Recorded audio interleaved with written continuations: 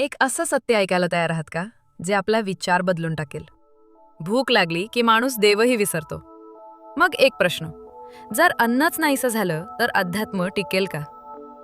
एकदा भगवान शिव आणि पार्वती यांच्यात चर्चा झाली. शिव म्हणाले, हा संसार माया आहे. इथलं प्रत्येक भौतिक सुख माया आहे. अन्न सुद्धा माया आहे.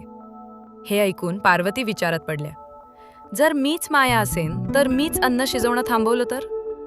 आणि त्या क्षणी प्रकृती थांबली. जगभर दुष्काळ पडला. अन्न उगवणं थांबलं.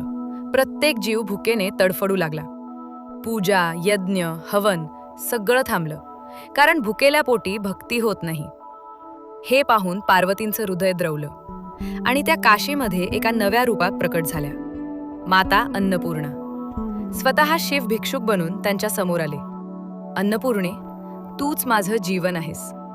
ही कथा आपल्याला शिकवते, अध्यात्म आत्म्याचं पोषण करतं, पण शरीराचं पोषण फक्त अन्नानेच होतं. म्हणून अन्नाचा कधीही अपमान करू नका.